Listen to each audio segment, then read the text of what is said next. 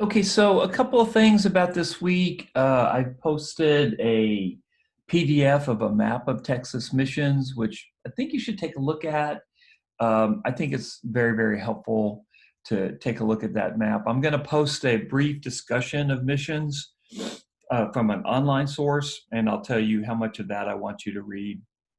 Uh, I'm going to post a 10-minute video on Mexican food. Someone came down to Texas and um, was fascinated by Mexican food, which seems so normal to us.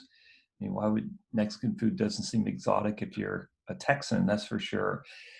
The reason I'm posting the video on Mexican food is it's just kind of a change of pace, right? It's kind of funny. A little different. It focuses on two San Antonio restaurants, although there's great Mexican food all over the state.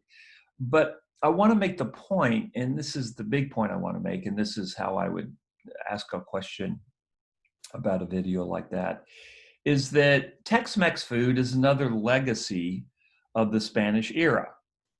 And I just want to really pound that home in this course that although the Spanish had problems in Texas, they certainly had problems with the Comanche. They never really populated Texas. Although they had problems in any major sense, there's only a couple of thousand of Spaniard people of European descent in Texas in 1820. So two things are true. There weren't that many Spaniards in Texas, number one, but number two, the Spaniards that came here left a permanent mark on Texas, which affects Texas, which shapes Texas, the character of Texas to this very day. And one of the ways that Texas is shaped is by its food, by Tex-Mex food. A lot of Tex-Mex food comes from the vaquero, which I'm going to talk about today. Cowboys started in Texas. They were originally called vaqueros. Their food, for instance, fajitas, the flank steak that became fajitas, that comes from vaqueros. So if you ever go to the rodeo, if you're ever eating Tex-Mex food, and I'm sure all of you do that at some point in your week, not the rodeo, but the Tex-Mex food, or your month, this is another legacy of Spanish Texas. And it's another way that history shapes our lives. I know for a lot of students, history is meaningless, and why do you have to take it? And what's the point? And you're bitter you have to do it. One of the things that I want to get across to you in this course is history shapes every waking moment of your life.